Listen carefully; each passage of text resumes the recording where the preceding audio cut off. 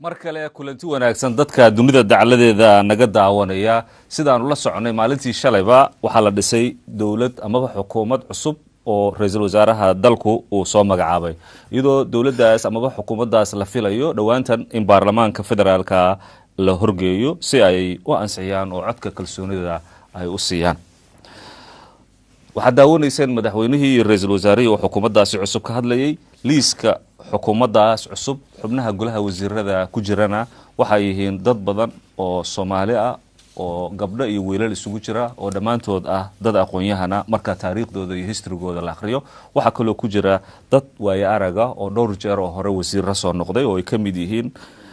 Yariso Khadija Maxamed Diiriye Salim Caliyo Ibre iyo dad kale aad u fara badan dadka cusubna waxaa ku jira wasiirka arrimaha dibadda oo Yuusuf Garaad Cumar Axmed iyo dad kale oo iyaguna ah dad waayo araga oo hay'adaha caalamiga ka soo shaqeeyay dunida dacaladeeda ka soo shaqeeyay aqoon durugsan oo leh cilmiyada kala duwan waxa kamid ah Cabdiraxmaan Beelo asaguna wasiirka maaliyadda oo dadka Soomaalidu aad u garanayaan oo nin howlkara gudoomiyihii guddiga doorashooyinka golahaas wasiirada dadka aqoon-yahanka marka wax laga weydiiyay oo xog ururin lagu sameeyay waxa ay u sheegeen in golahaas wasiirada shakhsiyan marka la fiiriyo dad aad u wanaagsan inay haddaba dooda caawa halkan ka furan waxa barnaamijka igala qayb galaya oo ila fadhiya ambassador Cabdirashiid Aadan Seed oo ah ambassador wareega oo dadka Soomaalida badankoodu ay aad u yaqaanaan arrimaha dibaddana muddo badan ka shaqeynayay xoogaal oo ah arrimaha siyaasadda waddanka Soomaaliya waxa kale oo ila jooga ambassador Maxamed Xuseen Owliyo oo isaguna ah nin aqoon-yahana Yurubtan ku nool muddo badan siyaasadda xoogaal u ahaa aad uga shaqeeya dhanka kale lagu yaqaano dhaqaaqyada xagga arrimaha nabadda iyo howlaha kala duwan ee suugaanta iyo sidaas oo kale dadka Soomaaliyeed in la wacyi geliyo isaguna caawa barnaamijka ayuu nagala qayb gali doonaa waxa kale oo ila jooga nin kale oo oday oo isaguna la yaqaan oo kamid ah dadka Soomaalida ah ee dibadda ku nool isla markaana kamid ah dadka dhaqanka caanka ku ah isla markaana nin odaya isaguna siyaasadda aad ula socda xoogaal oo la yiraahdo Suldaan Maxamed Xuseen waan idinku soo dhaweynayaa barnaamijka doodwaaga caawa sidaad la socotaan idinma seegana siyaasadda Soomaaliya hadba meesha ay marayso isbedelada waddanka ka dhaco mar walba isbedeladaas waxay keenaan madax cusub oo soo korortay dabcan siyaasadda Soomaaliya caado waxay u lahayd jikaar markii dawlad la dhiso markii wax la qabto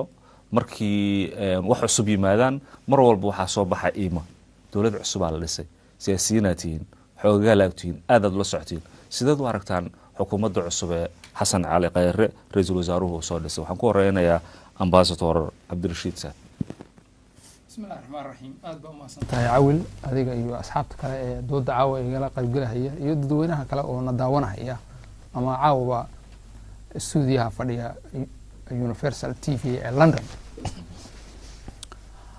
intaana horta saaxiibow aan u gelin arintaas ama su'aasha weyn ee aad ka shaqamisay waxaan idinka iyo dadka la daawanaya la qaybsanaya Soomaaliyeed meel ay joogaanba caaway oo 23kii bishii March ay soo galayso aniga si gaarana way taabanaysaa waxa ku geeriyooday dalka Imaaraadka Carabta 5 sano ka hor madaxweynihii dawladda federaalka ee ku meel gaarka ahayd President Cabdullaahi Yuusuf Axmed taariikhda dawladahan aan ka hadlaynana qayb ka qaatay adiguna dhowr jeer aad waraysiyo kala duwan ama ku haysaan taariikhdiisii iyo hawsha ka soo galay waxaan u sheegayaa kaliya ummadda Soomaaliyeedna la qaybsanaya arintan igu dhalisay inaan 5 sano oo ka soo wareegatay geeridiisii wuxuu ahaa madaxweynihii u horeeyay ee dawladda Soomaaliya 17 sanadood ka bacdi aga dhigata Villa Soomaaliya ama xarunta madaxtooyada qaranka Soomaaliyeed looga taliyo ee maanta uu fadhiyo President Maxamed Cabdullaahi Farmaajo marka taariikhdaas inaan markaas isxusuusino waxyaabaha qof walba Soomaaliyeed uu ku soo kordhiyay inkastoo dawladda la isku dayay ilaa iyo burburkiiba President Cali Mahdi Maxamed President Cabdiqaadir Salaad Xasan dhammaantoodba ma ayna hanan in Villa Soomaaliya waa astaantii qaranka Soomaaliya halkii looga talinayay 1960kii markii Allah u naxariistay President Aadan Cabdullaahi Cusmaan halka uu dawladdii ugu horeeyay Soomaaliyeed ay ku farxday midnimada qaran ahayd halka ay ka dhisantay marka arintan waxaan jeclaan lahaa inaan isxasuusino madaxdii markaa ka dambeysay oo President Sheekh Shariif Sheekh Axmedna waxaad ogsoon tihiin inuu ay u sameeyeenba markuu dhintay waqtiga aas qaran dabeedna ay ku magacaabeen meel xusuus ah oo airportka gaalkacyo oo la yiraahdo magaciisa si loo xusuusto isaguna markii uu noolaa president Cabdullaahi garoonka aadan Cabdullaahi Cusmaan 2007 markii madaxweynihii u horeeyay qaranka Soomaaliyeed ee Nairobi ku dhintay iyadoo waliba colaad ka jirto aas qaran loogu sameeyay magaalada madaxda jamhuuriyadda Soomaaliya ee Muqdisho taasoo markasta dadkeenu inaan xusuusino waxyaabihii qof walba ku soo kordhiyay inkastoo wada jirna dadka Soomaalida oo dhan ba wax u qabsadeen waqtiyada kulmeel gaarka ah iyo waqtigan rasmiga ah dawladana loo dhisay in aanu samir u yeelanay inaan tartiib u socono haatan iyo dan dawladda hadda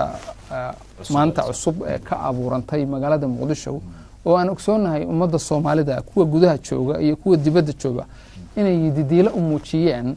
sidii dawladdaas u noqon lahayd dawlad xana qaada oo sii wada waxyaabihii ay soo qabteen dawladihii ka horeeyay haba u dambeysay dawladdii rasmiga ahayd ee madaxweyne Xasan Sheekh Maxamuud oo la ogsoon yahay 2012 kolkay dhalatay ilaa iyo dhamaadkiiba hawlaha balaaran ay soo qabatay ilaa ay wadanka ka qabanqaabisay doorasho aan hore uga dhici jirin oo gobolada laga soo qabtay doorasho dadna doorasho aanu kulligan ku riyaaqnay gaar ahaan saaxiibkay ambassador Oliyo uu si aad u soo dhaweeyay ay ka dhacday Muqdisho laguna doortay president Maxamed Cabdullaahi Farmaajo dawladda hadda aad tilmaantay oo ra'iisul wasaare Xasan Cali Khayre sida hadalkiisaba ka muuqatay waxaad moodaa yadiila xoog leh in ayaga iyo madaxweynahaba iyo cabinetka ama golaha wasiirada la doortay runtii marka la fiirsho sida adiguba tilmaantay ama ka muuqataba xubnaha ku jira dawladda tan oo adiguba sheegtay inay ahaayeen dad waaye arag u ah aqoonta cilmiga dawladnimada sida loo maamulo ama hay'ado kala duwan oo adduunka ka soo shaqeeyay qaar badan oo ka tirsanana sheegtay inay wasiirro hore u soo ahaayeen oo aan ahayn oo kaliya 3 iyo 4 wasiirka uu kamid yahay bisalaama dastuurka Cabdiraxmaan Xoosh oo run ahaa 2012 ninkii ka dhabeeyay in shirkii dastuurka lagu dhameystirayay ee ka dhacay Muqdisho ninkii asaga iyo ragii kale la shaqeynayay rag iyo dumarba ay maamuleen wasiirro kale uu kamid yahay Juxa kamid ah Cabdi Faarax Juxa oo Puntland ka soo noqday wasiirka waxbarashada ahaana rugcadaa weyn oo aqoonta cilmiga waliba xagga saxaafadda ku soo takhasusay iyo wasiirro lamid ah runtii oo aan lagu soo koobi karin halkaan Saciid Xuseen Ciid oo kamid yahay isaguna oo wasiir dawladda Umar Cabdirashiid kamid ah ragga kale lagu soo daray iyo dumarkuna ay iyaguna yihiin gabdhaha madaxda ka ah Mariya Qaasin iyo Mariyan Aways labaduba waxay ahaayeen wasiirro ka soo noqday dawladii hore marka aqoonta dad cusub iyo dad waaya arag u ah oo ka sii wada halkii hadda la joogay waxay u tahay diilo weyn anigu si gaar ah waxaan u aqaanaa mudane Yusuf Garaad Cumar oo London ka noqday hay'adii u sareysay ee Britain ama hay'adda BBC qaybta Soomaalida iyo qaybta Afrikaba qayb ka soo shaqeeyay arrimaha Soomaalidana ka soo warqabay ilaa iyo burburkii waliba markuu jiray horena uga soo shaqeyn jiray hay'adaha kuwa gargaarka runtii aan filahayo inuu wax tar ku noqon doono gaar ahaan aniga iyo safiirka iyo ragga kale ee diblomaasiyiinta ee wasaaradda arrimaha dibadda iyo xiriirka caalamiga oo qayb xoog leh ku kordhiyay dawladda Soomaaliya inayba istaagto waayo dawladnimada waxa la yiraahdaa marka qaarkood ama xiriirka caalamiga wax gudaha ka soo bilaama laakiin waxa inoo muuqatay oo ina cadayd hadda dadka Soomaalida dawladnimadeeda xitaa inay ka bilaabatay xiriirkii la kordhiyay ee caalamka lala yeeshay ee meeshii ugu wanaagsaneed iminka gaaray dad si anbaqaadi kara xiriirkaas oo gaarsiin kara marka dawladdan isku soo duubo waxay noqon kartaa dawlad in dadka Soomaalidu ay siiyaan waxa la oran jiray fursad sidii ninkii heesaaga ahaa John Lennon kolkii dagaalkii Vietnam u socday uu yiri nabada waa in la siiyaa nabada waa in chance la siiyaa inaanu dawladeena aan marba hadii dawlad sidaas u dhisan la sameeyay madaxweynihiina uu yiri president Farmaajo dawladdan shacabka ku tiirsanaysa iyadana shacabka taageeradeeda loo baahan yahay inay helaan ama xildhibaanada shacabka wakiilka ah ilaa xildhibaanadu waxay u joogaan meesha dad ku yimid shacabka ee rabitaankiisii weeyay marka waxaan rajaynayaa in arinta tilaabadii ugu horeysay oo dadka Soomaalidu muddo dheerba soo rafaadee ka saadha dhibaatadii xoogga leh oo markaa horseeda in aan dalka iyo shacabka Soomaaliyeed walaalaha ay ku istareexaan oo ku nastaan dalkooda hooyo ee Soomaaliya. aad ma santa ambassador Oliyo arinta ku saabsan waxtarka dawladda iyo xubnaha ku jiraba waxa qaatay ambassador Cabdirashiid oo si wanaagsan uga hadlay in dawladda ay dad waaya araga gabdho waaya araga dad hore wasiirro soo ahaan jiray muhiimadda ay leeyihiin shakhsiyan marka loo fiiriyo dad macna leh inay meesha ku jiraan. dhanka kale marka la fiiriyo dhinaca ka soo horjeeda dad baa diida oo mararka qaarkood ay suuragal tahay markay danahooda waayaan oo tusaale ahaan golaha wasiiradu waa 26 qofood waxa laga yaabaa baarlamaanka 275 xildhibaan inuu yahay 54 inay aqalka sare yihiin dad kale oo milyanis oo iyaguna dibadaha ka tago doonaya in kursiga wasiirka helaan araajidu 1000 qofood inay gaartay waxa laga soo soocay 26 qofood 26 qofood 26 qofood ugu mudnaan maaha laakiin waa 26 qofood oo la dhahayay waa qaban karaan xilkaas waa qaban karaan oo la soo doortay haddii qof kasta oo Soomaaliya uu yiraahdo golaha wasiirada hadaanan noqonin dawladda Soomaaliyeed waa la weynaya waa maxay aragtida bismillaahir rahmaanir rahiim marka hore ilaahay baa mahad mudan mahadle marka xigana waxaan u mahad celinayaa Universal TV iyo khaasiyatan barnaamijkan doododaag oo daadiyaha ka tahay Caawil Daahir Salaad walaalaha banalka ila fadhiya ragga iyo dumarka qiimaha badan ee ayagu mudnaayeen inay halkan fariistaan oo caawana la jooga iyo milyaniskana daawanaysaba waxaan leeyahay assalaamu calaykum waraxmatullaahi wabarakaatuh waxaan marka hore rabaa inta aan qabla kula shayaanan arintaada u galin Caawila waxaan jeclaan lahaa inaan ka tacsiyeeyo qaraxii shalay ka dhacay magaalada Muqdisho ummadda Soomaaliyeedna aan abiil uga qaado oo aan iraahdo ma aha nabaddu dawladdu kaliya inay u baahan tahay nimanka horarka oo nabadiidka laga soo horjeesto hana la garabsiyo dawladda waxa kale oo uga mahad celinayaa dawladda iyo shacabka qurba joogta iyo dhammaan walaalaha Soomaaliyeed oo ay muujiyeen hay'adaha samafalka ee tourismka noogu taga ee markii milyan ama half milyan ay naga dhintaan deeqda geeya kuwa inta ka kaaftoomay maantayto dhaxda u guntaday oo sidii aad u jeedeenba milyaniska iyo boqolaalka kun dhiibayna waxaan leeyahay hambalyo dawladda waa ku amaanaya markaan u soo noqdo dhinacaagii arinta Caawil waa runta horta waxaad ogaatiin Afrika waxa ugu wasiir badan dawladda la yiraahdo Ghana waa 110 wasiir dawladda ku xigtaana waa Soomaalida oo maca wasiirada markii la isku daro wasiiru dawlayaasha wasiir ku xigeenka wasiirada waa 67 waxani marka waxa weeye 275 xildhibaan lama siin karo ma wada noqon karaan wasiir marka dhinaca kale la fiiriyo hadaad aragtiin badanaa dadku waxay dhahaan dawladda dibadda laga keeno xukuumadda wasiirada laakiin xigmad kale ku hoos jirta oo dawli ah marka xildhibaanka wasiir laga dhigo waxa loogu daraa in yar oo ama 1000 ama 2000 oo kala ah for example illa dawladdeedu waa transparency oo cidna waxba kama qarinayne xildhibaanku $3,000 buu qaataa marka uu qaarto waxa loogu darayaa ama 1000 ama 2000 wax yar halka uu ninka dibadda ka yimid uu 5000 ama 6000 ka qaadan lahaa sida awgeed wax weeye waxaanu noqonay horta dawladdii labaad oo ugu golaha wasiirada badan bini aadankana waa hameenkii xalay ahaa tagay oo laba qancin karo hadda nabi maxamed calayhi salaatu salaam ayaa waxa la yiri cadil ya maxamed hadaan ilaahay rasuulkiisa caadilnimo sameyn yaa caadil sameynayay marka waxa weeye hadii lagu yiri nabiga caadilnimo sameey waxa weeye ibni aadanka maanta joogo 2017 jooga maxaad ka filaysaa waxa weeye waxaan leeyahay nimanka maantayto u hanqal taagaya inay dawladdan ka hor yimaadaan ama markay wax waayaan yiraahdad Soomaaliya go'deer bay gashay oo way dhamaatay waa u dhimatay way baabaaday markay waxaan na dhaha ifaara muuqda Soomaaliya waa soo kabatay there's a light under the tunnel yiraahda waxaan leeyahay oo uga digaya oo waliba isla ognahay ragga maantayto baarlamaanka Jaardalanbiyada ku noqday oo hawsha ka dhaxwada nin baa waxa jiray Caawilow hadda ka hor wax kasto dhaca wuxuu dhihi jiray Saalimo dheer buu iska wataa wuxuu dhihi jiray halkaan baa guri ku gubtay markaas ilaa anaga ka dambeynay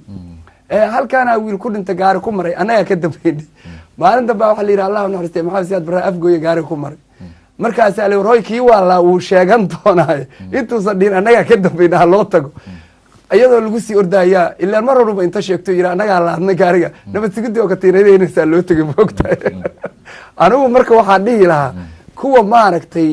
aanu ognahay oo reer qaylo quutaha oo maaragtay hadday meesha iska waayaan mooshinka iyo qalqaaliya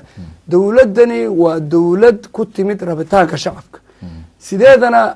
allah u naxariistay maxamed siyaad barraa nin fasaxay markaasuu yidhi dowladda jamhuuriyadda dimuqraatiga soomaaliya waxay fasaxday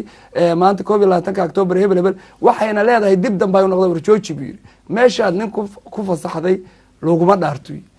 waxa weeye shacabkii kalsooniday siiyeen maxamed cabdullaahi farmaajo dowladdii baarlamaankiina kalsooni bay siisteen isagaa khayre la yimid halkan waxa weeye soomaalidu waxay tidhaahdaa bogeyga burcad allah isku mariyo waa farmaajo dhinaca kale soomaalida waxay dhahaan warbal waran oo khayr baanu sheegno ra-iisul wasaarihina waa khayr waa caaniya nabad marka ilaahay caaniya nabad buuna siiyey xildhibaanadii iyagaa madaxweynaha soo doorteen ra-iisul wasaarihii buu la yimid waa ku taxgeliyeen golihii wasiiraduu la yimid annagu waxaa nahay naxnuna shuhadaal ardi baa nahay qofku marka uu la yimaado oo qalad weyn uu leeyahay waxaan xasuustaa dowlad cusubo waxa weeye aniga adig barnaamijkaagaan doodwadaag adiga cawil iyo diyaano iyo marya jacayl iyo dhammaanteed inteeda badankooda halkaan joogna aan isleenahay annagaa radnay soomaalidana uga dignay there is a reason laakiin maantay waxaan ku leeyahay waxaan u hambalyeynayaa ra-iisul wasaaraha xukuumadda uu soo dhisay waxaan u hambalyeynayaa ra-iisul wasaaraha oonan fursad u helin inaan ugu hambalyeeyo waxaan u hambalyeynayaa maxamed cabdullaahi farmaajo iyo maatankiisa madaxweynaha waxaana leeyahay dadka meeshaa ku jira aniga soomaalida waxa weye waa cajiib moogtahay nin dhan oo qaran aha shalay waxaan arkaya dad isku casiloola annaga beesheedii waxa weye waxay did qofka aan la qabsan karin soomaaliya way dhaqaaqday waxay ku jirtaa abaar waxay ku jirtaa colaad waxay ku jirtaa shisheeyihii oo na diidan oo aad u jeediin maxamed cabdullaahi farmaajo maalintii uu yimid ra-iisul wasaaraha etoobiya wuxuu u tegay yoweri museveni buu u tegay waa naloo shirayaa waa naloo showrayaa waxaas waxaan uga baxaynalaakiin annagu yani waxaan rabnaa cadowgayaga waa badan yahay iskuna sheegi mayno maantay waxaan rabnaa dowladda xigmadda ugu weyn waa hal sano markay jirsato in waxooda loo aruuriyo waxaanu ku raacsannahay maalintii la doortay maxamed cabdullaahi farmaajo inuu yidhi amazon mima waardeynaysa wiilasha soomaaliyeed ba ay waardeynaya waxaanu ku raacsannahay safartii ugu horreysay inuu xaramka uga soo duceeyo uusan tegin xaramkii kale oo soomaalida laga amarsiin jiray waxaanu ku raacsannahay in uu waxa weeye uu maantayto xataa bal wax kale iska dhaafe markuu golihii wasiirada soo dhigay dowladdii la wada hadlaya abaarihii darees garaynaya wax inta uu qabanayo midba midda kale way ka daran tahay marka waxaan ku faraxsannahay guddigii nabadda intuu iskugu yeeray inuu yidhi amniga haddaadnaan shaqada qaban karin iscasila marka waxaan leenahay intii aad sheegteen nin walba intuu yaqaanuu ka sheekeeya waxaan halkaan uga hambalyeynayaa deeqa yaasiin jirde oo iyadoon xil hayn gabar yar oo active ah oo well educated ah oo waxa weeye intaasoo isbitaal dhistay intaasoo wax qabatay war waxa weeye winida regime change baan u baahanahay anigu ilaa iyo burburkii xildhibaanaha waxay ii ahaayeen 25 sano wax legacy kama tegin wax matoora iima tegin wax isbitaal iima dhisin marka la ii doortay tii iyadoon wax xil hayn ya ee adduunka shaxaadkiisa isbitaalaadka iskuulaadka igu dhisaysay this is what I'm looking for aada u maadsanta ambassador kugu soo laabanay maxamed sidaa la socoto dadka soomaalida ah dabcan dowladda muddo badana la raadinaya dhowr iyo 20 sano rubac qarniga waxaa qaadatay in maalinba maalinta ka dambeysa hadba meel aan soo istaagno shacbiga Soomaaliyeed oo adigu aad ka mid tahay oo odayaashooda ka mid tahay oo dadkii wax garadka aad ka mid tahay aad duruufaysiin dhibaato culus haysata mushkilada haysata dowladda laftigeeda ma dhismi karto dadka Soomaalida maxaa laga rabaa bismillaahir rahmaanir rahiim marka hore waxaan mahad celinayaa telefishinka Universal howlwadeenadiisa iyo madaxdiisa oo adiga cawil aad ku ka tahay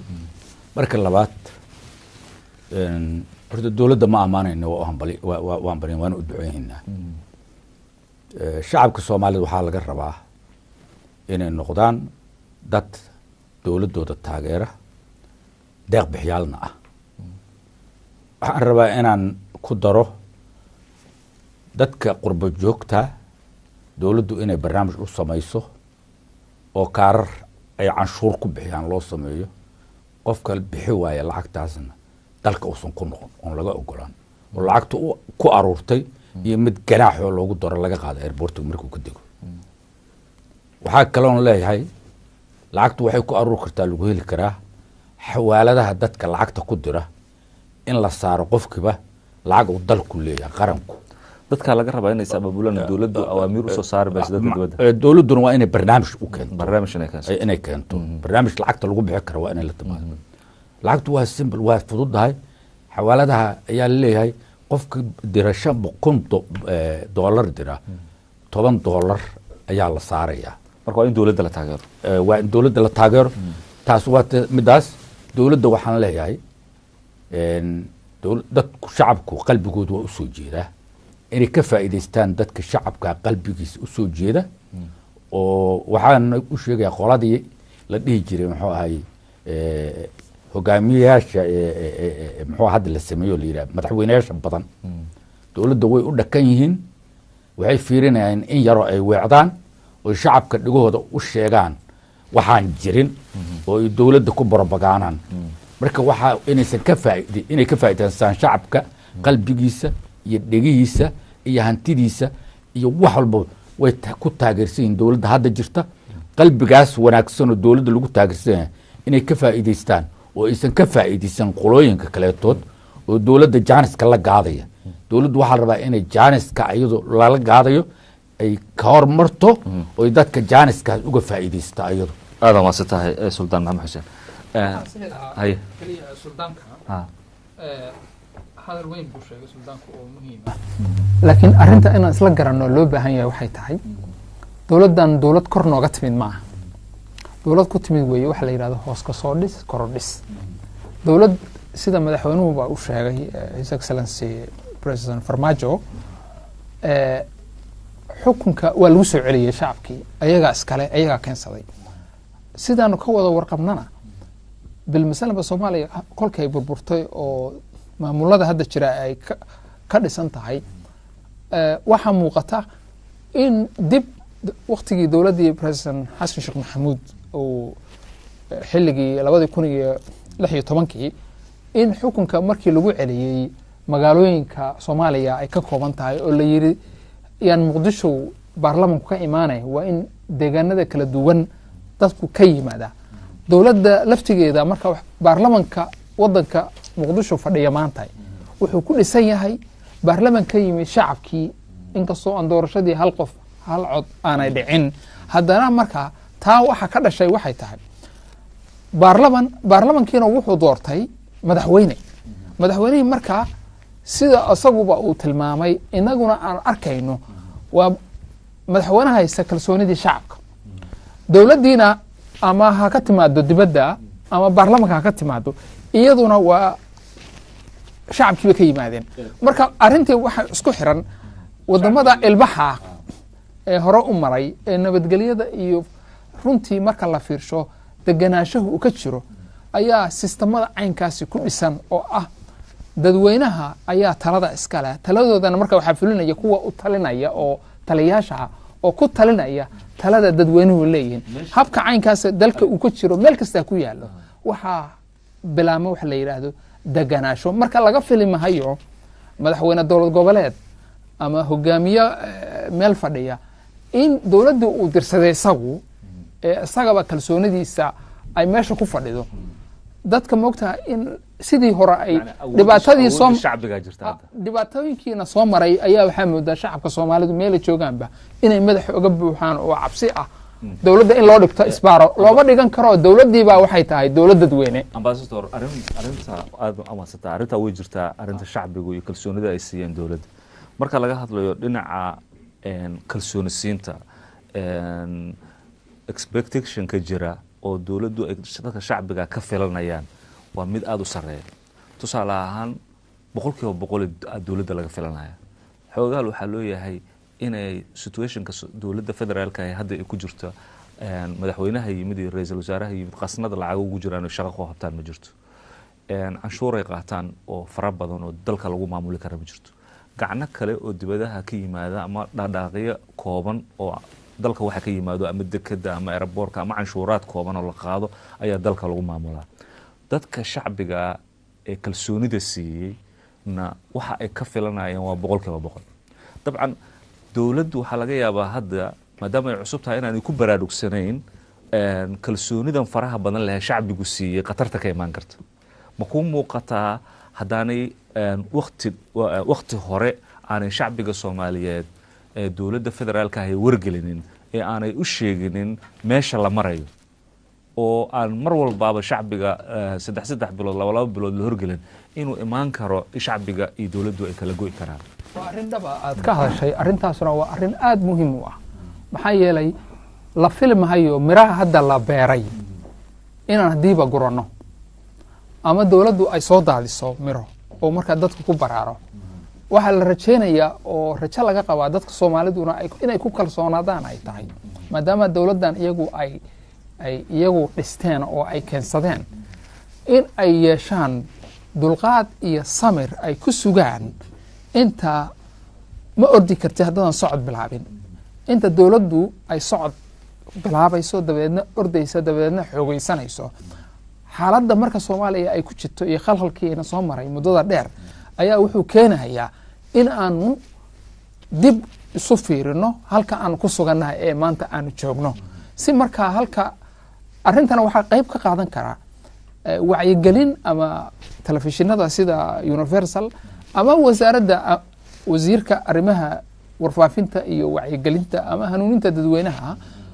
waxaa la yidhaahdo oo aan ku kalsoonahay mudane yariiso waa lagu magacaabay soo wasiirka lagama dhigin warfaafinta waayo aragna u ah iyo telefishinka qaranka soomaaliyeed iyo warbaahinada kala duwan ee waddanka jira ama websayada iyo baraha internetyada la adeegsado inaanu adduunkii sidii hore ma aha wax qarsoobi kara ma aha sida loo taageeray dowladda ayaa loo baahan yahay qof walba oo soomaaliyeed oo dalka gudihiisa jooga sida dhibaatooyinka maanta nahay soo nabadgelyo leh abaaro leh iyo dadka dibadaha ku noolo inagu aan ka mid nahay inaanu u istaagno sidii kolkii xorriyadda loo dagaalahayay ay dadka soomaalida u istaageen ay lahaayeen soomaaliya toosoo isku tiirsada ma dhulkiina maqan baa dhagax u tuuri weydeen maanta dadweynaha soomaaliyeed dowlad ay ka sugayaan inay naase ka nugaan ama ay mira ka gurtaan ma jirto waxaa jirta yididiilo ah halkaasaanu gaaraynaa taqura markaa taa lagu ay ku imaan kartaa weya inagoo iskaashana madaxda uu sareeya president farmaajo iyo ra-iisul wasaare khayrana way ku baaqeen dadweynuhu inay taageeraan dowladooda oo dadka wax haysta ee ilaahay wax siiyey weliba ma aha dowlad kaliya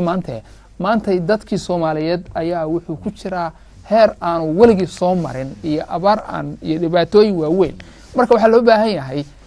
iskaashi inan dhex mara dhammaanteen dhibaatooyinka markaa aanu ka hadli doono oo aan ahayna keliya iskaashiga nala gudboono ama dowladdan hor yaallana waxaa loo baahan yahay barnaamij in laga yeesho hab qorshe qaran ka soko mahay waxaa jirta wax la yidhaahdo afka qalaad public policy siyaasad dadweynaha markaa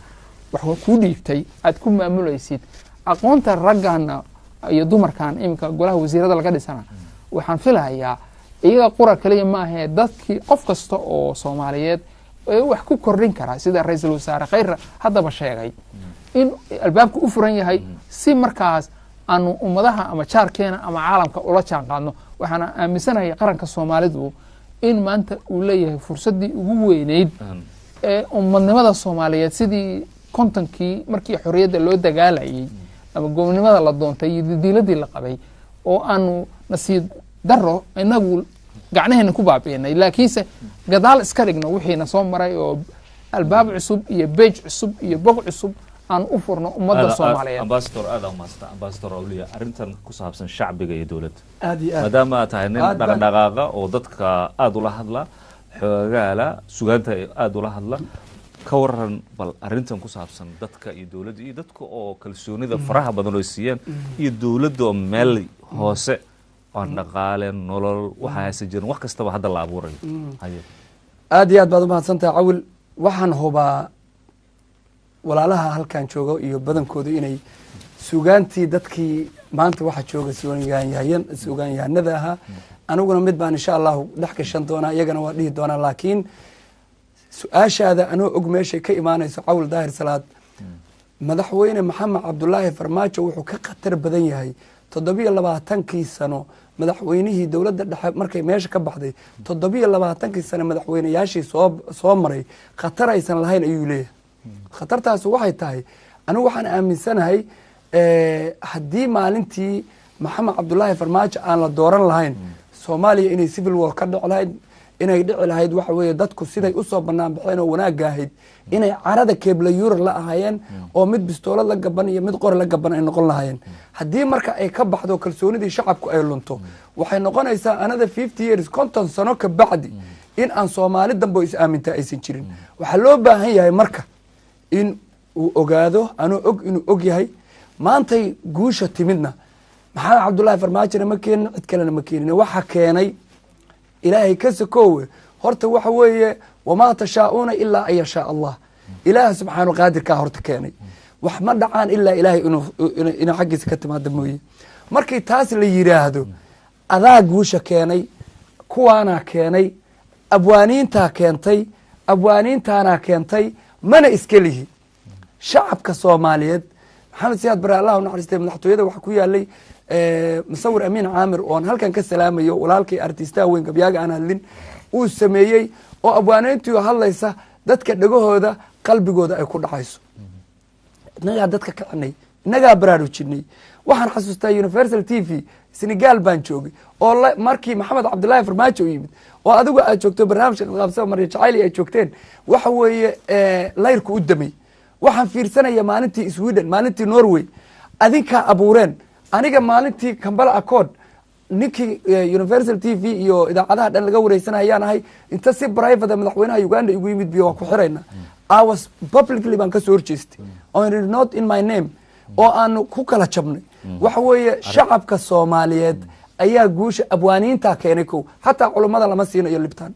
markee anigu ma arag wadaad inta nafta u horay banaanka iskeenay ilaa nimanka gobolada dhexoo 8 sano shabaab leynayay mooye anigu ma arag wadaad aan dhaho kareerin aan ku siiyo inta soo istaaga ka hadlayo midnimada inuu ibnu iyo abi iyo uu ka hadla mooye abwaaniinta ka hadlaysay xildhibaan isdoortoo lagu xulo qabiilo xujo iyo dhibaan xalmad raasho tuugo masaakiinka taxada iyo laaluush waxsada halka diidayaan waa kooxna loo xulay iyaga isxaasida xabsi bay ku nool yihiin xushmada ilahan jirin xooluhu ku doorsaday hanti mooga maaha waa waxaan xushoogin xushmad beelka nagu dhacay waxaa loo xaglinaya xildhibaanadan jaan dowladuhu xusheena dalka nooga xoogeen hayn nabada jecel oo xalka raadinayso xogda iyo dhib qabin oo laga xoog badshaa jira iyana waa xudsayna anaa tiriyey xildhibaannimo xaal qaado oo qaado cabdi shiraa tiriyey ka soo wareeg bayle oon halkan ka salaamayo oo aan aaminsanahay inta la doortay asaga kaliya waxa weeye inuuna kaafiyo soomaali o dhan oo xildhibaanada iyo ciidamada mushaarkooda o dhan uu keenayo aana leeyahay madaxweynaha ra-iisul wasaaraha waa waafaqteen isagoo wasiir ah ayuu wuxuu tiriyey soomaaliya waa mashruuc marka oo dhalinyaro heeskii sidii cali winki 2009 uu noo soo dirayay waxaan kuu sheegay annagaa kicinay marka asagii hadda waa ku kalsoonahay waa wasiirkii maaliyadda anaaba arrimaha dibadda horena u ahaa oo la ogaa sida hufnaanta iyo sharafta iyo karaamada iyo legasigu ka tegey oo aanu ku faanayno waxa weeye annagaa keenay marka waxaan kuu sheegaya shacabka soomaaliyeed baa guusha keenay waxaanu halkan cod dheer aan uga diraya madaxweyne maxamed cabdulaahi farmaajo inuusan inta muraayad isku fiiriyo uusan ismahadin uusan dhihin wallahi nin balaayaa tahay waxaad wax ku noqotay ilaahay dartiis waxaa kalood wax ku noqotay shacabka soomaaliyeed waxaana kaa filayaa sidii amaja boxerka shacabka madaxweyneyaasha soomaaliyeed sidii feerbaradkoo kale ayaa marka filada la geeyo ayuu saa yidhaahdaa laakiin ninka professionaalka ah ishaaduu fiirinaya yadiisa meesha ku dhifanaya way muuqataa marka waxaan leeyahay be professional indhahaaguna koro arkeen madaxweyneyaasha soomaaliyeed waxay caan ku yeeleen 3 sano inayba bahashaan ay koma ku jiraan oo waxa weeye wafti qaabilow iyo bahalkii iyo uma bahayn oo ay waxa la yidhi cawilow intaa kaliya aan kusoo gabagabinaya anoo ogin aan ku dheeraaday waxaa la yidhi rah iyo waxa kala dayn qaatay iyo warayska bahalka la yidhaahdo rahdii abaarti markuu ku dhacdo xoogaa miraa u keeno wuxuu yidhi hadhowdii waan ku siinayaayo markuu hadhowdii u siinayo maalintii dambe abaartii intuu isxabaaliyo niho abaartii weli ma bixin roobkii baa daayay waraaw dayntayda aawa warayskii adeero dabaal baan ku jiraa iyo doobe idaa buu yidhi moogta madaxweynaha waxaan leeyahay don't make mistake make no mistake waxaa indhaha kor ha jireen raggaad wax ku noqotayna waxa weeye ogow waxaana kuleeyahay wadanka halis baad ku noqon kartaa jacaylkii lagu geeyey qardho banaan baxeedii ma ilaawayo meesha la yidhaha muqdisho qabiilkaagu 2% kama joogina shacab soomaaliya oo ku rabay ahaayeen shacabka soomaaliyeed baa ku doortay gabayga aan caawa wadana waxaan rabaa anigu fursadeyda waa ka faa'iidaystaa inuu iga dhinto ma rabe 4 sano ka hor niyadeydu say ahayd inaan ka tiriyo xabadihii xeraale laga riday iyo dabaaldegii ilaa iyo garowe ilaa iyo raas casayr ilaa raas caboon ilaa iyo jubbaland ha ilaawin indhahagana koriyeen shacabka taladiisana dhegta u dhigbaale talada madaxweynaha iyo aragtidaadaba aad ugu mahadsan tahay dabcan Soomaaliya maanta waxay maraysaa marxaladii dadka Soomaaliyeed ay wada qaadi lahaayeen calanka Soomaaliya waxa midaan ku darsaa cawilow waxa kala yaab inaan ku soo noqon hay hadhow aan ku siin doonaa ma xaritaankiini adigii Cabdullaahi Xuseen oo muhiim inuu kacdoonka kalaba aha hada u maadsan tahay xiritaankaas iyo waqtigiisa uu ahaa waa waqtiyo kale noqon doontaa haduu Ilaahay arinta Soomaaliya maanta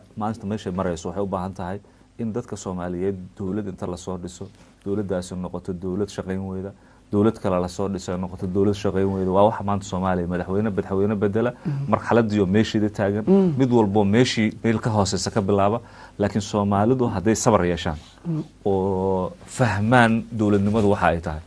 oo aanay qof walba inta soo baxda dhihinin waxaan doonayaa waa waxa Soomaaliya dib u ridaaya mar walba oo in mar walba isbedel dhacan isbedel aan macna lahayn waxa ma sameeyo isbedel la'aan dhaanta Soomaaliya isbedelkii qofka markuu dal isbedelo isbedelku waa inuu keenaa isbedel inuu keeno oo macna sameeyo laakiin hadii kuraasta isbedelaan wax man keenayso taasa walaal waxay tahay waxa dhan oo ka hadlaynaa waxay tahay waxa la yiraahdaa 4% kana aqaan ka akhrisan ma ka kaabsa madaxweynaha waxyaalaha qalbigay ku soo jiitay waxa kamid ah Maxamed Cabdi Yuusuf inuu tala inta hoolan uga yeeray uu dib ugu yeeray waxyaalaha aan ku gaari karno jaalay dhagaxa ana dhoobada dhisma weeye ki ka dhuntay dhagta waxa way dhibta diidow dhaxal kuma lihid waxyaalaha lagu heli karo waa inuu madaxweynaha iyo kabineetku ay dhagoodu u furan yihiin sidaan khayre iyo ka maqlaynayna isbedelka aad iyo aad baan u malaynayaa inaan isbedel imaanayo saaxiibo kale fara badan ayaa nala joogo oo la wadaagayna suldaanka waa sii doona haduu Ilaahaymo waxaan ku bilaabayaa Diyaana aan ku bilaabayaa banalku hadaladooda dheeraa sida daradeed waa in dadka kalena aan mar kale fursad siinahay waa dood waa dhageysanaysaa dawladan cusub iyo arrimaha iyo aragtida hadii aad su'aal weydiinayso iyo hadad aragto ku qabaysan bismillaahir rahmaanir rahiim horta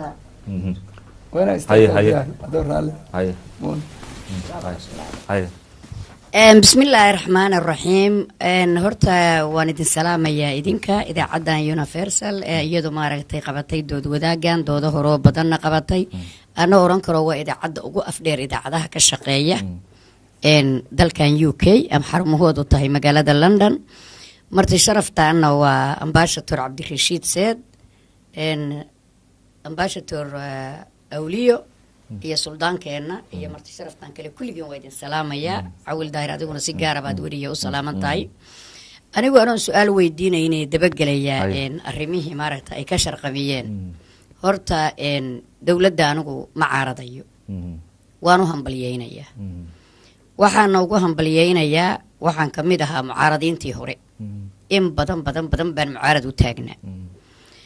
marka maadaaba la yiri rabitaan shacbi baa yimid rabitaanka shacbigana dawladdu ku timid anigu ka hor dhici maayo mucaaradkayga waqti baan la sugayaa 1 year dawladdan chance baan siinaya 1 year kaas wax muuqda oo cad haday la timaadana waa go ahead haday la imaan weydana waa tooshka wareega imaanaya tooshka wareegan kamid ahay marka suugaan anagu caawa kuma talagelin laakiin suugaantayda waa ii qoran tahay iyadoo diyaarsantaan dawladda ugu hambalyeyn lahaa tii hore aan wax uga riday oo iyana dahsoon iyo kuwa kale oo badan oo shacbiga cabiraya dawladdu markay dhalato waxbaa dilaaca ama advantage wax la yiraahday la timaada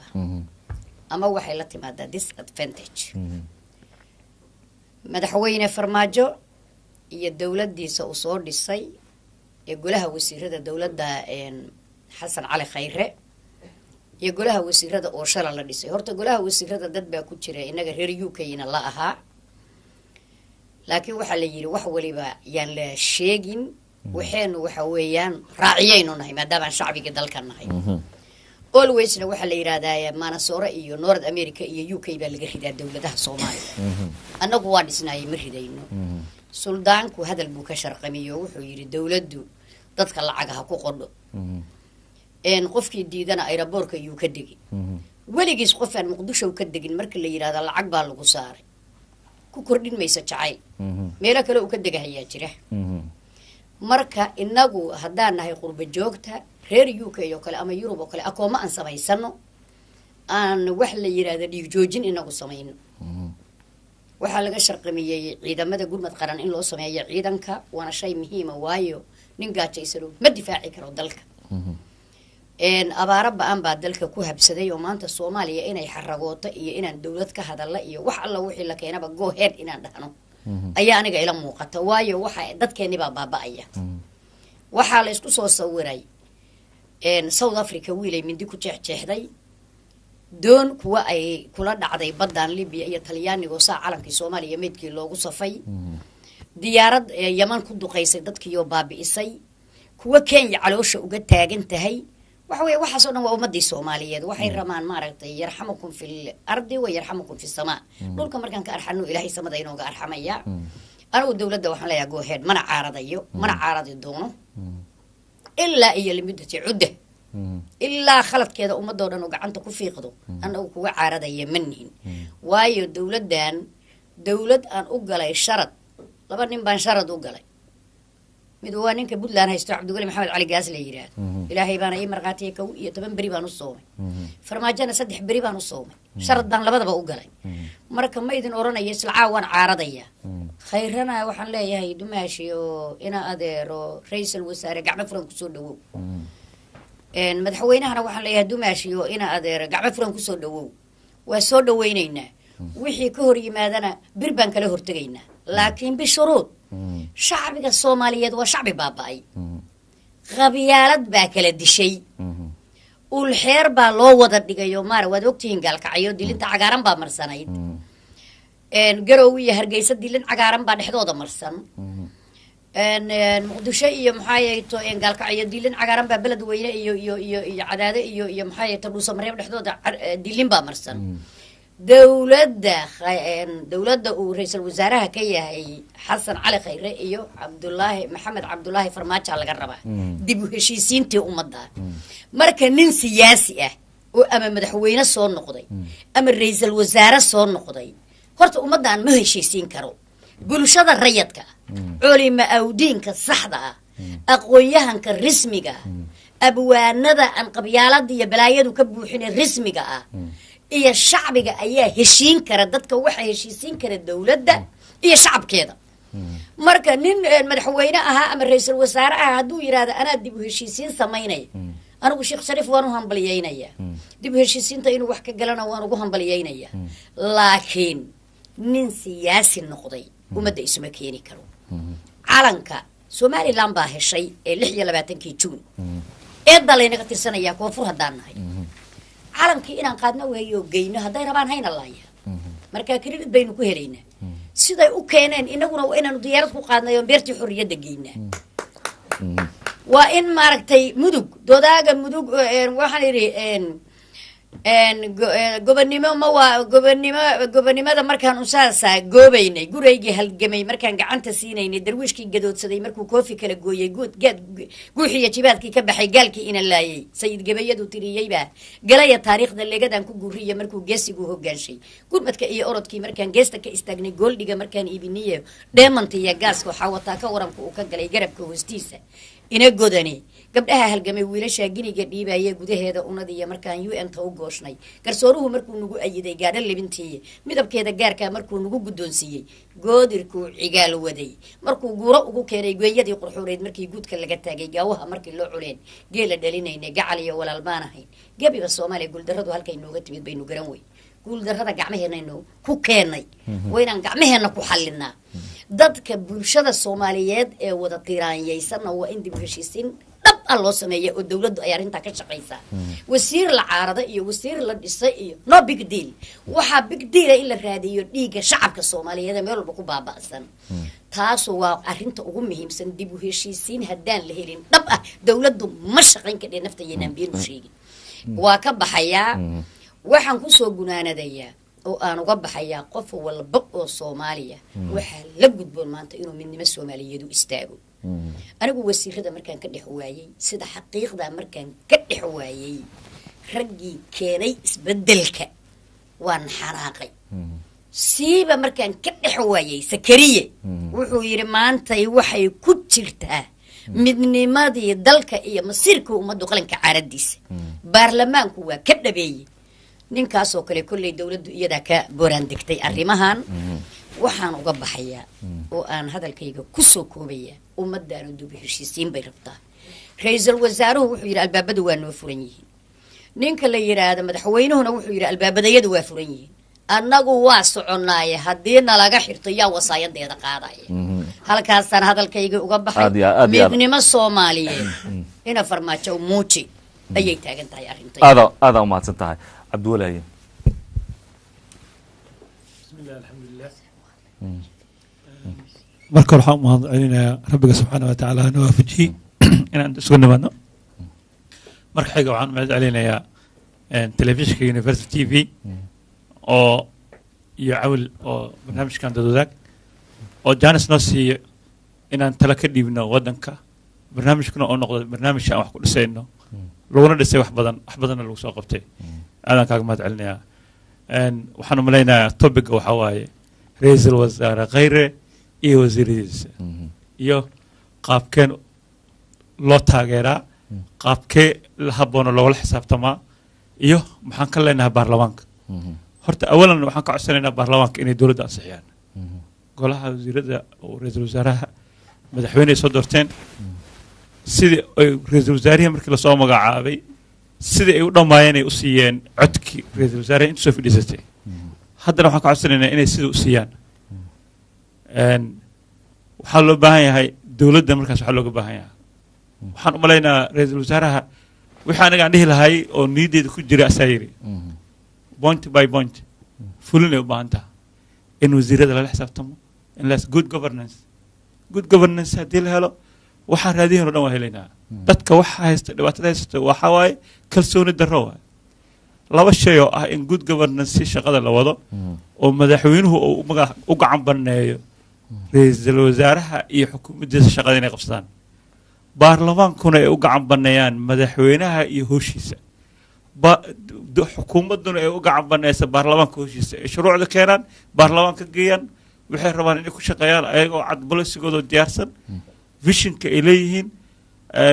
sameeyaan master plan oo ay rabaan inay ku gaaraan sanadkan markuu dhammaado waxaan rabnaa inaan meeshaas hiigsano sanadka xiga waxaan rabnaa inaan meeshaas hiigsano oo yaallo baleen cad oo annagu haddaan shacab nahay maadaama ay dowlad shacab tahay aan dhihi karno sanadkan intaasa dhamaatay maxaa noo qabateen 1 2 3 4 oo aan garaaf samaysano oo qof walba sariirteeda korkeeda ku dhegsato dowladda maanta ciidamada mushaaray siisay waa tigareehe shaqaalihii mushaaray qaateen waa la tigareynaa dib u heshiisiin ay samayso waa tigareynayna aan kula xisaabtano marka waxaa jiro good governance waxay leedahay principle ay leedahay 8 principle ay leedahay oo iska macruufa qof kasta taqaano waxaa ugu horeeya tiikooda la sameeyo participant waayo dadka dhan inay ka muuqdaan waa laga wada muuqdaa hadda dowladda ra-iisul wasaaruhu wuu dadaalay lamana qanci kara ummadoo dhan nin baa noqon lahaa ninkii noqdo marka in ilaahay loogu simo haddii uu shaqey waa la yidhahdo ninka waa shaqey waaye ra-iisul wasaaruhu wax ka qabo hawsha laakiin marka hore jaariska la siiyey tan kale oo aan rabo waxaa waaye oo ay walaashii ka dhawaajisay dib u heshiisiinta waa waxa uga muhiimsan waaye madaxweynuhu inuu qaato taskiga dib u heshiisiinta madaxweynaha soomaaliya hadda jiro madaxweyne kale waa nabadoon soomaaliyeed waaye waa nabadoon waaye waxaa la rabaa dadkaas kala durugsan inuu ulka dhigo tixo say ku tixi kartaa marka inaad nabadoon noqotid laga rabaa shaqadana xukuumadda u dhaafsid wixii xukuumadda xaggeeda aad xukuumadda maxaa ka rabtaa aniga imaa kaale inta imaad soo fadhiiso maxaa tirsanee oo yidhaahdo marka waxyaabaha aan isleeyahay muhiim waaye aaday muhiim u yihiin marka horena habeenkii ka horreeya dadwaaga aan joognana aan ka dhawaajinay policy iyo law rule of law sharuuc la sameeyo wasiirkan horta maxaa xirayo maxaa qabanayo maanta ra-iisul wasaare ka dhawaajiyo wuxuu yidhi warqada laga saxiixaa laakiin warqada laga saxiixaa in annaga ogaano waay shacabku inay ogaadaan waa openness inay tahay waay waxaan arkayna ay yihiin oo aysan noqon ninkan bolisiga fikirkayga fuli waayo hal tuuro laakiin ay noqoto wixii lagu ballamo shacabka lagula balamo laftiisu waxaa anfacaya haddii dadku ogaadaan in ay isagoo maqan lala xisaabtamo isagoo maqan lala xisaabtamo oo xukuumadda ka horba annago aan ka hormarno ra-iisul wasaaraha ka hormarno marka waxaa la is leeyahay istaabyo yar oo u baahan in la qaada ayaa jiro laakiin hadda midda kaloon rabana waxaa waaye dowladdii aan culays ku badinin dowladda ma awoodi karto waxa aan wada rajaynayno su-aashaadii ahayd oo ahayd shacabka iyo dowladda waxaan ku sheegaa haddii maanta kalsoonida la siiyey ee shacabku ay ka waayaan wax lamida iyo wax u dhow haddii ay ka waayaan shacabka soomaaliyeed nin dambe aaminaya ma jirto siyaasad dambe la aaminaya ma jirto waxaa macquul noqonaysa inaan ku kalsoonaano inaan aadno maamul goboleedna waxayna iska joognaa ku kalsoona imaanayso marka waxaa laga rabaa xukuumadda waxaa laga rabaa kalsooni badan inay muujiso openness ay muujiso tan kale oo ku saabsan see loo siiyaa xukuumadda dhaqaale see u heshaa dhaqaale ma haysatee waxaan ka rabnaa inay wax qabtaan laakiin dhaqaale ma haystaan balaanka xukuumaddaan ka rabnaa horta annaga wax dhiibi mayno waxnana siinayno waxaan diraynaa dadka masaakiinta abaartaan u diraynaa ilaa aan ka aragno balaan cad oo dowladda ay wadato halka dollarna dhiibaayo la kala sameeyo ninkii caafimaad wax ku dhiibanayo ninkii jid la dhisaayo ku dhiibanayo iyo ninkii military ku dhiibanayo qorshe kala daayaasan oo nadiifsan haddii la samaynayo waxaan kusoo gabagabaynayaa fikirkayga aniga waxaa kana codsanaya shacabka soomaaliyeed iyo golaha shacabka annaga ada dooranay ansixiyay dowladda madaxweyne waxaan ka codsanaynaa xukuumaddii ra-iisul wasaaraheeda janisi oo isqabsiga waxaa keena waxaa waa tilaabka waay marka ra-iisul wasaarahan waxaan ka codsanaynaa inuu kala tashta bolisiga madaxweynaha marka madaxweynaha lasoo doortay oo yiri bolisigaasaan wadaan rabaa inaan fuliyo bolisiga inuu kala tashto qof kastana wixii loogu talagalay ay qabato aada umahadsan tahay dad badan ayaa haye gabadhaa dambe haye waa wadaajinaynaa haye asalaamu calaykum waraxmatullaahi wabarakaatu khiyaarta meesha iskugu timid kulligiin waa idin salaamayaa uu horeeya cawil daahir salaad mudane iyo marwooyin waxaan u nimiday halkan wadankeena sida uu xasili lahaa sidii maaragtay dowladda cusub iyo isbedel ka dhashay loo taageeri lahaa sidii ay wax u qaban lahaayeen soomaali waxaa moodaa burburkii nagu dhacay 26 sano inuu caqligeena ku burburay oo wax walba la biliqaysto qof walba wuxuu rabaa qofka ugu dhow inuu biliqaysto qof walba wuxuu ku leeyahay asagaa muxuu ahaa inta anaga shiiq ah shiiqnimadii waa la isku haystaa abwaanimadii waa la isku haystaa dowladii waa la isku haystaa wax kasta waa la isku haystaa meeshaan wax walba siday u kala horeeyaana loo kala qaadaa canjeera say u kala sarrayso aa loo kala qaadaa haddii kale waxaan ku jiraynaa dhib waxaa la yidhi 2 times 2 is equal 4 waxaa loo baahan yahay equal opportunity waxaa loo baahan yahay cadaalad waxaa loo baahan yahay sharci adag soomaali wayba wareersan yihiin kulligood annaga maxamed cabdulaahi farmaajo wuxuu ku yimid rabitaanka shacabka soomaaliyeed runta markii la sheego cid noo qasabta ma jirto 6 bilood oo ra'iisul wasaaraha ahaa wixii aan ku aragnay ayaan ku dooranay haddaan nahay hooyooyinka London ku nool laakiin waxaad moodaa sidii aan wax u wajahi lahayn inay bahasha naga baahday waxaa loo baahan yahay dhalinyarada roolkeeda in la siiyo waxaa loo baahan yahay dumarka roolkooda in la siiyo waxaa loo baahan yahay dowladda roolkeeda in la siiyo waxaa loo baahan yahay abwaaniinta roolkooda in la siiyo abwaaniinta hobolada waa beri wax ka facweyn ma jiraan maxamed cabdulaahi sanguba xamar ku nool wuxuu yiri qabiil baa kala geeyay kii ka saari lahaa waa kan ma garatay heesaha uu tiri iyo riwaayadihii uu sameeyay maxamed cabdulaahi sangub waa ognahay qabrigii jaceylka iyo xuud baa laqa jaceylka iyo xuskii wuxuu sameeyay waa ognahay waxa joogaan abwaaniintii Soomaaliyeed iyo hoboladii waa beri haddii la rabo dadka iyo dalka in la wacyi geliyo waa in horta fanaaniinta 25 sano xabadda iyo madaafiicda ku dhaceysay kuwa qurbo joogto baasaboorada haysto meel dawlad leh joogaan meel kala dambeyn leh joogaan marka priority waxa iskala abwaaniinta iyo fanaaniinta waa bari oo xamar joogo second priority waxa la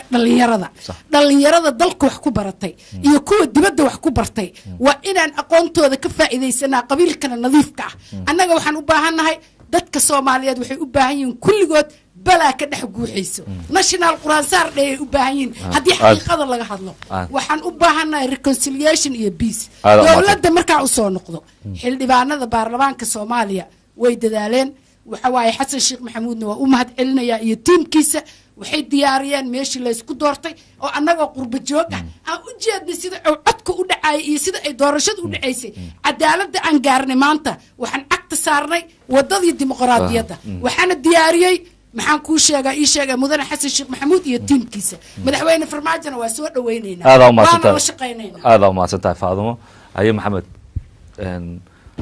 si aragtida ay markaanu u wanaagsanaato dooduna noogu wanaagsanaato qof walbaba aragtidiisa inuu soo koobo asalaamu calaykum cawil waa mahadsantahay in xafladan aad iyo aad aan ku faraxsanaa lagu taageerayo madaxweynaha iyo prime ministerka horta soomaalinimada wax weyn waaye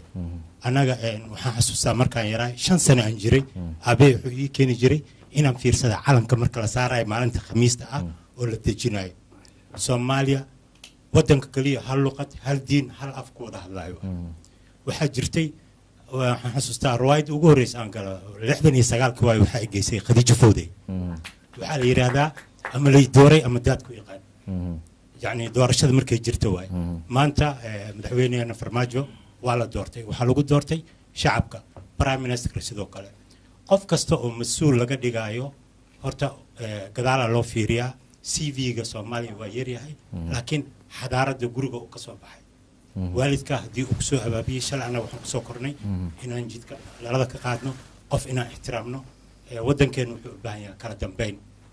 yacni qof kaa weyn markaa aragtid ama oo kaa aqoon badan waa inaad ku xushmaysaa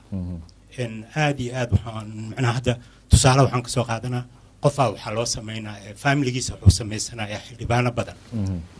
qof dumaraa la siinayaa qofkii wuxuu leeyahay waay dumar anaga noola siiyey waxaa laga yaabaa anaga 100 nin aan noo joogto dumarka waxay leeyahay respect waa hooyadeen waa walaasheen waa u dhaxnay waxaa ka soo qaadataa tusaale gabadhan deeqo hadda loo dhiibay waxaan xasuustaa talyaaniga waqtigay joogtay deeq yaasiin xaaji talyaaniga waqtigay joogtay waxay wax u qaban jirtay ummadda loo samaynayo documentiga waa qof wax baratay jaamacad ka baxday waxay aadde Canada waxay samaysay macnaha socialkay la shaqaysay waxay la shaqaysaa maanta urur weyn ay la shaqaynaysa ee soo dhistay waxay qaybin jirtay dadka baahan haddii ayada ma ahan referensiga waa waalidka guriga ay ka timid aabeed wuxuu ahaa nin leh warshad hooyadeed waxay ahayd macalimad wasiirada hadda shaqaynaya ee lasoo magacaabo dhan kulligood waa dadka soo wada shaqeeya PhD oo badan ku jira aabaha markuu yani hooyadaa markay tahay macalimad ee kugu soo abaabiso inaad macnaha aad noqotid qof ardaya oo wanaagsan aabeed wuxuu samayn jiray tournament wuxuu ahaa ninka ugu horreeyay Soomaaliya tenniska tababar u keeno Mareykanka keeno oo asaga lacagtiisa ku bixiyo wuxuu lahaa warshad ee u shaqeyso ilaa iyo 200 oo qof Godir Sport wuxuu lahaa topics qofka marka la aaminayo waxaa la fiiriyaa ma qof baahana backgroundkiisa iyo sida uu yahay Soomaalidana waxaan ka codsanaynaa in qof kasta dawladdeena lagu taageero wanaag waxay ku bilaawtay wanaag ilaahay inuu macnaha ma afkino loo duceeyo muwaadinimana inay jirto aada ma santahay maxamed haye markaan haye bismillaahi raxmaani raxiim waxaan rabaa inaan salaamo dhammaantiin inta ka qayb gashay barnaamijkan dood wanaag bacawil waxbad ugu horeeyo iyo dhammaan nimanka walaalaha oo meesha hor fadhiyo wax kale ma aan ku daray waxaan rabaa dawladda Soomaaliya markay ay dhalato in Soomaalidu ay u duceeyaan niyada loo sheegay in qeyr yimid haddii qeyr yimaado waxaa imaanaya barwaaqada Soomaaliya waxa dhibaato haysta waxaa waaye 4 saacadood yani haddaan aniga ka dhex muuqanin dawladdan ma jirto waxaan jeclaan lahaa dadka Soomaalida inta Soomaali nabad jecel ama inta Soomaalinimada jecel inay taageeraan dawladdan ilaa iyo intay ka gaarayso heerkii Soomaalida loogu talagalay xashi maxamuud oo soo dirandriyeen waxay keeneen in dad la doorto kuwan waxa laga yaabaa inay keenaan nin iyo codkiis marka one man vote marka waxaan jeclaan lahaa in Soomaali loo duceeyo barnaamijkan special dood wanaag oo cawil madaxda ka yahay iyo dhammaan inta soo waa dadka Soomaalida yani tusaale u ah iftiin waa in dadka Soomaalida ay noqoto wadada toosneed aniga waxaan aaminsanahay haddii maxamed cabdullaahi farmaajo iyo xasan khayri loo daayo muddada inta loogu talagalay ay sharci waxaan u leeyihiin in wax badan ay bedelayaan qaasatan hadda dadkan wasiirada ah dad badan waxaa jira mutacalimiin ah oo si ay sheegayaan wada ogyahay dadka mutacalimiinta marka iyaga ha loo daayo kalsooniha la siiyo shacabkii iyagana ha loo furo kalsooniha la siiyo waxaan ka jeclaan lahaa in barnaamijka la yiraahdo wasaaradda warfaafinta iyo hanuunta dadweynaha oo naqaniiriso haysto kale inay dadka wacdiyaan si loogu sheego qofkan waxa uu jecel yahay Soomaaliya 26 sano iyo ka badanba codada kala gashay nin aaminaya ma laha in loo furo dadka loo furo maskaxdooda la fiiriyo qaar waxa jira pressure haya oo aan maskaxdiisa joogin haddana ka sheekeynaa inuu siyaasad noqdo ama wax noqdo oo dadka bedelayo waxaasoo dhan in maaragtay loo wacdi geliyo oo la yareeyo waxaan kaloo rabaa dowladdan waxay keentay sharci aan aad ugu farxay oo ahayd qofka in la fiiriyo hantidiisa waxa uu leeyahay taas waa markii ugu horeysay oo dowlad Soomaaliyeed ka dhalato oo la ogaado waa grade ugu fiican ay sameeyeen Xasan Khayre iyo madaxweyne Farmaajo oo yiraahdeen waliba anaga naga bilaaba kii diida wuxuu ogyahay qof tuuga oo raadinaya inuu wax dhaco oo ummadda Soomaaliyeed hantidooda qaato waa ku raacsanahay marka dowladdaas ay sameysay aad u mahadsantahay bismillaahir rahmaanir rahiim waa lagu sii doonaa marka hore bahda telefishinka Universal عويل مرت شرفته وانا دي سلامايا قاصة بهذا تلفزيون كوحان ادي ادو مهد علنا دود عافمات كقبته بالشده الصوماليد مروا الباقي وقبطان waxay kamid tahay kobcinta bulshada inta kadib waxaan dhihi lahay laba arimood laba meel baan rabaa inaan taabto mid waa dawladda noola dhisay oo Soomaaliyeed tan kalena waa maxay ahayd bulshada Soomaaliyeed awalan dhibaatada Soomaaliya muddo badan ay jirtay in muxuu ahay dhibaato muddo badan jirtay xal looga gaaro sanado iyo 2 sano iyo 4 sanana way adag tahay laakiin soo far sidii wax u socdaan waxay u muuqataa inaan muxuu ahay wadadii dhabteeda ee Soomaaliya haysato intaan dawladda aan u gudbin waxaan rabaa horta markii koowaad waxaad ogtihiin markii dawladdan la doortay Cabdullaahi Farmaajo dadka Soomaaliyeed inay meel walba ka banaan baxeen meeshii ugu horeysay waxaan u maleynayaa hadana qaldaneen in magaalada Muqdisho ahayd waxa la yiraahdo horta sidaadaba waxa jira wax la yiraahdo community development ambasa dadka in la tayeeyo kadibna waxa imaan kara muxuu ahaa economic development taasna runtii waxa ugu wacan sidaad ogtihiin dhibaatada Soomaaliya muddada badan haysay dadkii inay kala burbureen qabiil la isu dagaalay lees arki waayay muddo badan baa markii madaxdii ka horeysay ka soo shaqeysay community development wacyigelinta dadka Soomaalinimada walaalnimada wadajirka waxa ay tahay taasna waxay gaarsiisay dadkii inay meel walba ay joogaan ay maxay ahaday ay u wada reeyaqaan isbedelka dhacayna ma ahaynin oo muxuu ahaay isbedel siyaasadeed maxaa yeelay wax policy oo laga dhawaajiyay ilaa ay hadda dawladda ma ay jirto waa ka sugaynaa laakiin wuxuu ahaa isbedelka dhacay wixii la arki jiray wax ka dugan oo muxuu ahaa dadka badan yimaadeen taasna waxaa ammaan ku leh dadkii ka horeeyay si caafimaad qabo dadka wax ugu sheegi jiray naabkii iyo maartay kala qofkana joojiyay tan kale waxa weeye oo aan aad ugu faraxsanahay in dawladda ay ka dhawaajisay isla xisaabtan laakiin waxa rabnaa inay ka dhawaajiso inay ka dhabayso maxaa yeelay isla xisaabtanku haddii uu ayaga ku kooban yahay ma noqon karto muxuu ahay oo dadka wax xisaabinayaan yaa waaye su'aasha aan weydiinayna taas weeye loo baahan yahay transparency inay dhacdo in la sameeyo hay'adihii la xisaabtami lahaay dawladda transparency ayadoo madaxweynaha la xisaabtami lahaay wasiirada la xisaabtami lahaay iyo dhammaan dadka mas'uuliyiinta laakiin haddii lagu soo koobo anigaan xisaabinayno macnaheedu macno badan ma sameynayso hadal la yiri bay noqonaysaa aad u mahadsantahay markii aad u mahadsantahay waan ku mahad celinayaa taladaada iyo fikirkaaga dad badan oo Soomaaliya iyo dawladduba waa dhageysanaa inta waa idin siin doonaa sida la socotaan dadka Soomaaliyeed ama ka soo qayb gala barnaamijka ama dunida dacalkeeda naga dhageysanayo waxaan xoogaal u nahay in dadka Soomaaliyeed ay ku daaleen khilaaf musuqmaasuq jikaar iyo dadka Soomaaliyeed dawlad aniga waxa laga dhigo qofka Soomaaliga maanta ceebay la tahay dadka dhageysana marka siyaasiyiintu sidii u fakaraan anigu ma sheegi karno laakiin qof kasta Soomaaliya oo shacbiga Soomaaliyeed ka tirsan wuu la yaabayaa qof dhahaya aniga wax raba maanta Soomaalidu waxay gaareen biseel laakiin waxay u baahan yihiin sida aad ka dhawaajiseen in dawladda hogaaminaysa ay ku hogaamiso wadadii saxda ah sida hadda Cabdiweli sheegay ninka kale odaga sheegay dhamaantood la xisaabtana jira laakiin su'aashu waxa waaye yaa la xisaabtamaya dawladda ma shacbigaa la xisaabtamaya ma guddiyo la dhisaa la xisaabtamaya ma iyadaa isla xisaabtamaysa ma baarlamaankeeda la xisaabtamaya soomaalidu markii ay system ka wada shaqaynayaan waa isdhex galaan dowladdii ugu dambeysay waxyaabaha loo eersado waxaa ka mid a baarlamaankii iyo hay-addii fulinta ayaa isdhex galay hay-addii sharci dejinta iyo hay-addii fulinta isdhex galay taasaa waxay keentay wixii inay isku wada mid noqdaan su-aashaas uu ninkaa odagaa soo jeediyay ku saabsan yaa xisaabinaya la xisaabtanka prime ministerku waa sheegay madaxweynuhu waa sheegay laakiin yaa waa cidda xisaabinaysa aye ambassador arrintaas waa arrin runtii maantay loo baahan yahay in la caddeeyo oo shaaca laga qaado dowladnimaduna uma baahnaa oo keliya in la sheegto dowladnimo hanaan cilmiga dowladnimada ama cilmiga saynisku waa wax u baahan aqoon gaar ah oo dad gaar ah ay yaqaanaan dadkii aqoontaa u lahaa ama xirfadahaas yaqaanana maanta ummadda soomaalida meelay joogaanba waa ku jiraan marka soomaalidu ayada tiraahdaa xalaal maalin cad baa la qataa waxaa loo baahan yahay sida dowladda president farmaajo iyo ra-iisul wasaare khayre sida uga sharqaamiyeen dadweynuhuna filaayo walaalkayga imika hadlayna uu bidhaamiyey in loo baahan yahay in howlaha qaranka ummadda soomaalida imika dowladda horseedka oo ah dowladdii u adeegaysay shacabka maadaama kubaddii ama madaxweynuhuba uu soo sheegay in dowladdanu ay tahay dowlad dadweyne dadweynuhuna leeyihiin iyagu yihiinna adeegayaal keliya howlaha dadka loo fulin lahay ayay u adeegayaan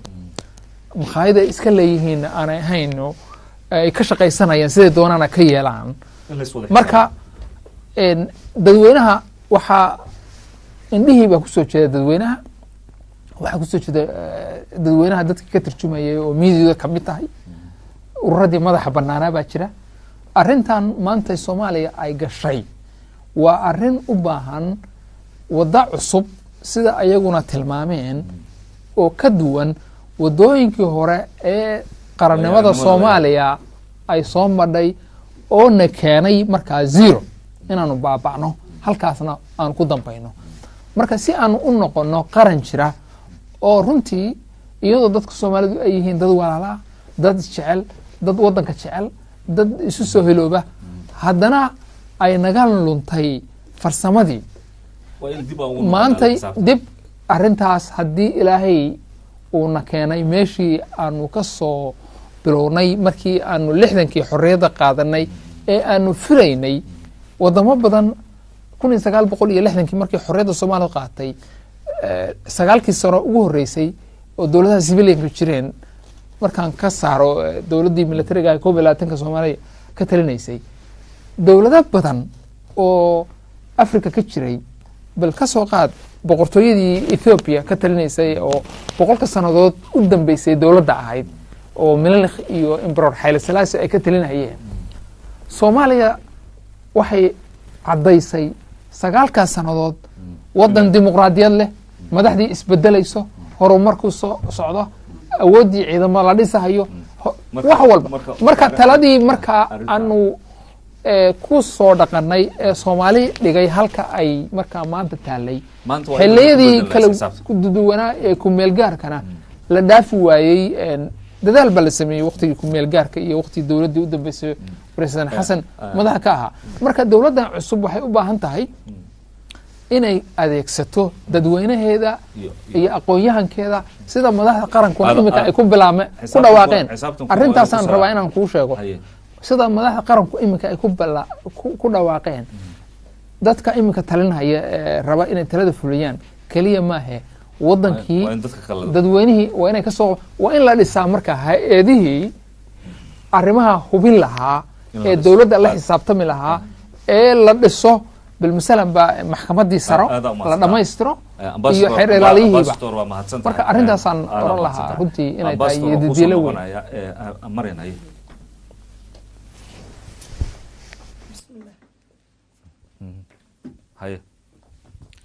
بسم الله الرحمن الرحيم سلامت وقت إن نضمي مرة بدت كوران لقبا يونيفرسال غير الله سي تي في يعول waxaan rabaa 3 arrimood inaan ka hadlo mid inaan iraahdo dadweynaha Soomaaliyeed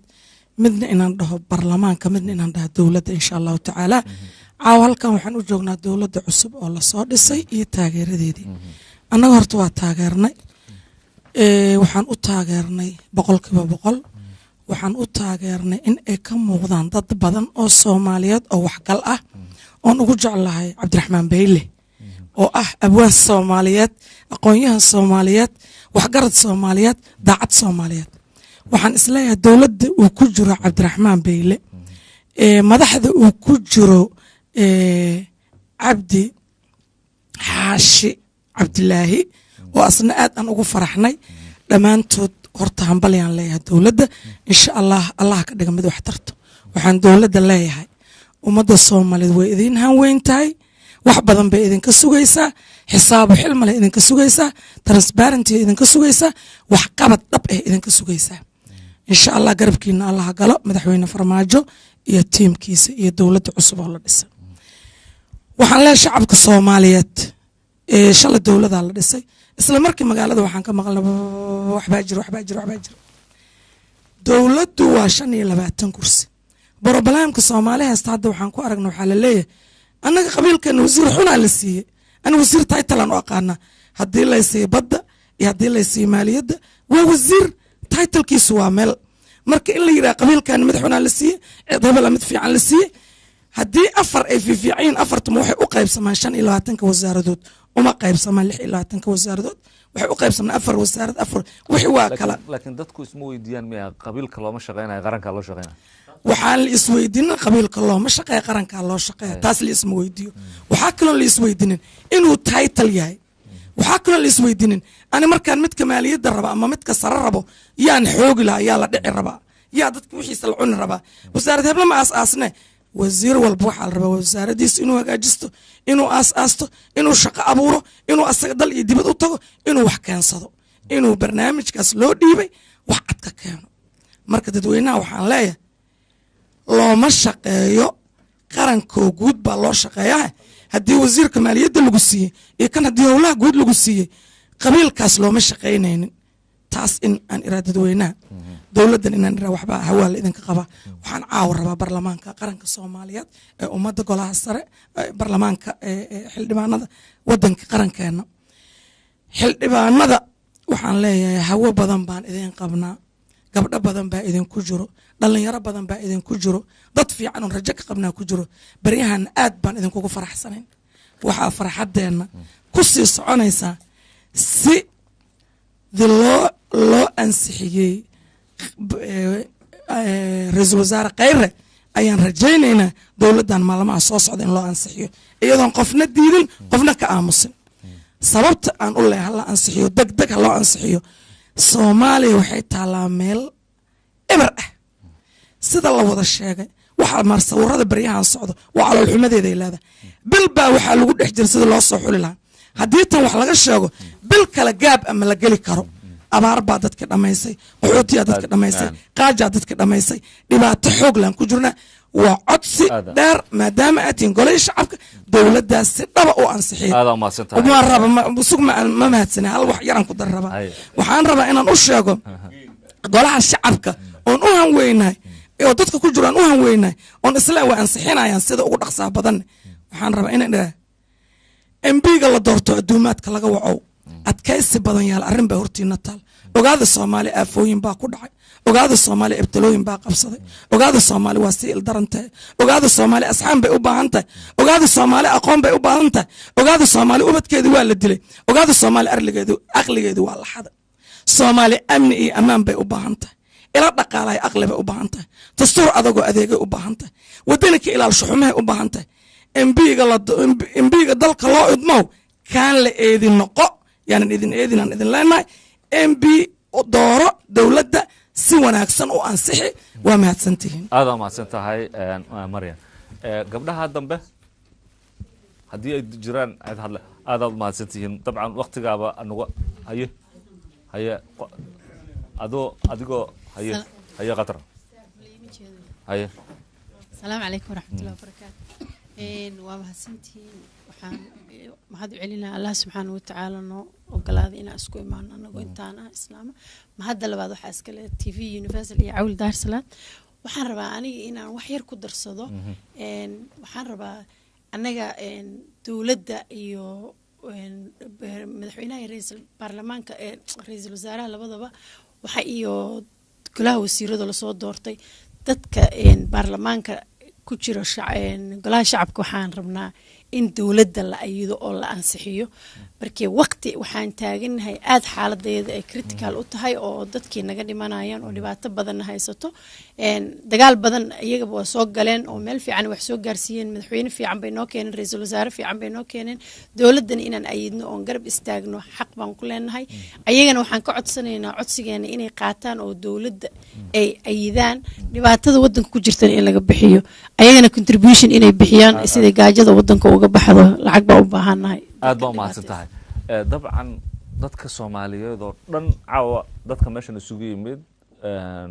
dhammaantood qof dowladda aragti ahaan ka soo horjeeda ma jiro dadka Soomaaliyeed oo dunida ku nool oo dhanna oo shacbigana way daalan yihiin abaaraha amniga la'aanta mushkiladaha jira waxaad moodaa dadka Soomaaliyeed inay markan diyaar u yihiin inay dalkooda dib u dhistaan waxay u baahan yihiin dowladdii hogaamin lahayd oo hadda sida madaxweynaha iyo ra'iisul wasaaraha hadalkooda ka muuqatay ahaa in dadka Soomaaliyeed iyo dowladooduba ay wada shaqayn doonaan oo la xisaabtan uu jiri doono caawa dooda dadkii lagu marti qaaday oo barnaamijka nagala qayb galayay ayaa tihiin waxaadna ogtihiin xaaladda maanta dalku ku sugan yahay abaarihii meel adag ay marayaan dowlad cusub waa lasoo dhisay dhaqaale dalka uu yaalla ma jiro madaxda dalkii shirarkii caalamiga ahaa oo la aadi lahaa ayaa adag maxaa yeelay shirar caalamiya sabab lagu aadi karaaba ma jirto haddii wadankaagu crisis xun ku jiro madaxda dalka dibadaha jirtaaba tahay inay dalkooda ku noqdaan marka dhibaatooyin noocaan oo haa kale jiraan talada ugu muhiimsan baarlamaanka Soomaaliyeed ayaa caawa go'aanka leh dadkan ma qaadi karaan in dowlad la diido oo dib haddana dowlad kale loo soo dhiso dadkanu ma qaadi karaan abaaraha jira mushkilaa jirta dowladda hadda la soo doortay waa inay baarlamaanka Soomaaliyeed sida dadka Soomaaliyeed ay dalbanayaan ay codka siiyaan maxaa rabtidiina ku beerinaysaan waxaan ku horeynayaa ambassador Cabdirashiid sida aad sheegteen shacabka Soomaaliyeedna ay ka rajaynayaan baarlamaanka qaranka Soomaaliyeed ee hadda haatan fadhigiisu yahay magaalada Muqdisho waxaan rajaynaynaa shaqadii loo idmaday ee ayagu ay ka shaqeeyeen sida ay u doorteen madaxweynaha Jamhuuriyadda Federaalka Soomaaliya President Farmaajo sida ay u ansixiyeen ra'iisul wasaare Khayre golaha wasiiraduna ay iyaga badankood ama haaf ama qayb ka tirsan ay yihiin baarlamaanka laftigiisa ay yihiin dhalinyarada kale oo iyaduna ama dalka u soo shaqaysay ama qaarkood baarlamaan soo ahaan jireen ama dibadaha ka yimid naftoodana maanta inay u huraan wadan ka bilaabaya meel sakaad cidlo ah ay yihiin waxay la tahay hawsha in hortaalla oo aad iminka sheegtay oo dhaqaale leh oo leh dib u dhisid leh oo wax walba ka daran nabadgelyada si hawlahaas oo dhan dowladdii ay u guda gasho horta waxaa ugu horeeya dowladdan in ay hesho kalsoonidii baarlamaanka waxaanu rajaynaynaa baarlamaanka Jamhuuriyadda Federaalka Soomaaliya ee sharafta leh ee magaalada Muqdisho fadhiya in ay bal caliyada dib u laqaan oo qofkii wax tabanaya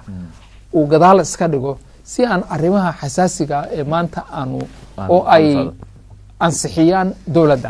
dowladdana waxaa horyaala sidaa ka warqabtaan arrimo badan oo qodxa leh oo u baahan kolkaa marka inaanu tala ka bixino arrinta iyada ambassador Awliid mid waxaan rabaa horta su-aashaadii tii ka horreysood ambassador Cabdirashiid aad weydiisay anoo weliba suldaankana xoogay aan raba inaan ka xoogo dib ugu noqdo horta transparency-gu wuxuu ku jiraa shacbiga adinku idinku jiraa miidiyuhu ku jiraa waxaan yacni cajiib ahaa nin baa isoo wacay wuxuu igu yidhi madaxweyne maxamed cabdullaahi farmaajo shacabkaa soo doortay 14 dhaliilood baan u hayaa inaad u gudbisaan rabaa ama aad 10 nin baan u maro waa gudbi waay in loo gudbiyo waxaan idhi in adeero waxaan kaa codsanayaa intuu ra'iisul wasaaraha soo dhiso oo ra-iisul wasaaruhuna uu soo dhiso golaha wasiirada keliya la sug horta waxaan idin leeyahay transparencygu waa adinka qaladka qorta kuna qayliya qabta shacabka ayaa dowladda nimankan waa qaadumiinteedii waxaan idinku dhiirinayaa tii hore iyo tii kasii horeeyey iyo gidiba bisaylka soomaaliyeed shacabku ka bilowday waxaad arki doontiin maamul goboleedada oo mudul dumay noqonaya because of shacabkaa bislaaday waxaan leeyahay horta ogaada transparencyga waa annaga koofi meel madaxiina saaran meel kale ha ka raadinina mid waxaan rabaa inaan shacabka la qaybsado diyaano waa ogeyd madaxweynuhu hadda waxaa nooga yimid walaashii oon halkan ka salaamayo aamine carkoy wuxuu yidhi hala dhiso militarigii 3 sano ka hor dood wadaag cabdicawil baa ku qabtay sidii loo dhisi lahaa militariga soomaaliyeed xerada nacnaca aniya cabshiroon halkan ka salaamayna xuseen shire iyo qayldhaan iyaan u tagnay ilaahay ka sokow waxaasoo dhan waxa platformkeeda na siiyeyna waxay ahaayeen cawil iyo universal t v wuxuu soo faray madaxweynuhu inaan is abaabulno diyaano iyo maryan jacayl iyo gidi waan ku wada jirnay iyo faadimo buulo bardo waxaanu ay noo keentay fariintii madaxweynaha shacabku arrinta ku saabsan arrinta kale militariga in koonto qaranka ansixinta marka waxaan rabaa inaan idiin sheego dadku wax badan waxay kusoo celceliyeen dowladdu ha soo dirsato way soo dirsadeen wixiina waa diyaar insha allahu biidni illahi alkariim waxayna noqonaysaa wax isku dheelistiran oo dowladdu mar horeyba dad soo dirsatay annaguna diyaar baan unahay arrinta ansixinta ku saabsan cawil waxaan u malaynayaa waa gabagabadii xabadeedaasaan ku darsado waa qusaysaa waaya ansixinta waxaan leeyahay shacabka soomaaliyeed rabitaankoodii ayay xildhibaanadanu ajiibeen rabitaankoodiina waxaa ku yimid shacabka rabitaankiisi iyo abwaanadiisi iyo culmaadiinkiisi iyo iswata ayaa waxay wakiisheen xildhibaanada ilhaamo gabaya iyo wax walbaa laga tiriyey maantay waxaanu leenahay nin meelaad ku fasaxday laguma fayl gooyo maxamed cabdulaahi farmaajo waa fasaxdeen isagiibaad doorateen ra-iisul wasaarihii baad u ogolaateen xildhibaanada sharafta le walaalayaalo waxaan idinka codsanaynaa waxa weeye mulacintii layskaga dhiibu ka dhintaaye in aad noo ansixisiin dowladdaas nagu badbaadisiin shacabka baaba-ayana aad ku badbaadisiin waxa weeye lana siiyo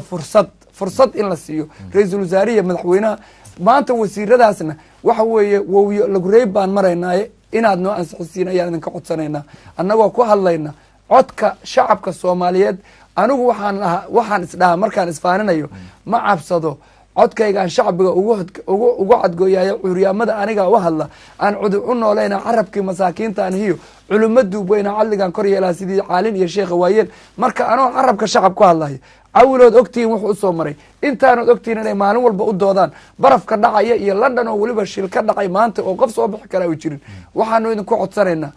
adinkoona karaameynaya walaalayaalow abwaaniyiin baan nahay waxaan nahay dad ducaawul qaybka idinka foge intaanaan idinkaanin dowladda ha naga ridinine noo ansixiyo walaalayaalow oo wax wada dhanu ma jiraane wax wada dhan nobody's perfect wax 100% ma jiro fiicanu ma jirayaan annagaana taas qirayno og in rag oo meelaha ay wax ku jirjiraan laakiin madaxweynaha ku sharfa ra-iisul wasaaraha ku sharfa shacabka soomaaliyeed ku qaata intii laga dhawaajiyey beyle ku qaata waxa ku qaadatiin abaarta ku qaata waxa ku qaadatiin ragga inta la dilay ku qaata waxa ku qaatiin xildhibaanada wasiirada sharafta leh oo fursada maanta la siiyo ayagoon waxba ahayn wax qabanaya oo maanta walaalayaalo ku qaataan leeyahay cawil intaasaan dhihi lahaa aada umahadsantaha suldaan haye bismillah horta anigu cabsida aad qabtaan ma qabo ismalihi xildhibaanadii sharafta lahay oo weliba ammaantooda aada loo badiyey oo dadku u mahad celiyeen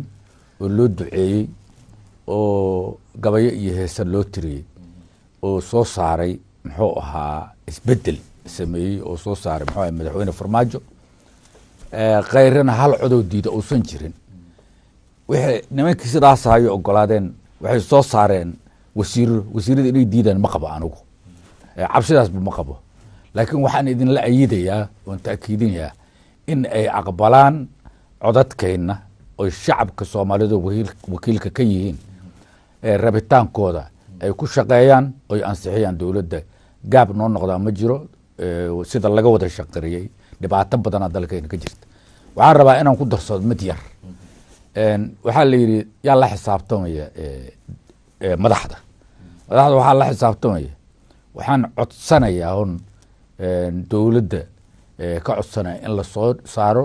oo dib loo soo celiyo guddiga la dhihi jiray xisaab xil ma leh oo dabagala cid kasta oo mas-uula madaxweynaha ka soo bilaaw ilaa kuwa ugu hooseeya la xisaabtama marka lala xisaabtamayana xisaab xil marka la siiyo waa in awood buuxda la siiyo oo awoodda kacaanka oo kale ah oo dadka ninka la yidhaahdo qofka dhibaatada geysta oo xoolaha dadka dhaca muxuu ahay anshixiisa la mariyo iyo aqaabta u leeyahay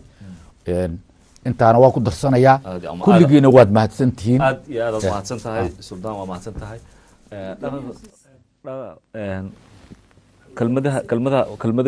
kelmadihi aan siin doonaa hayo ninka odaga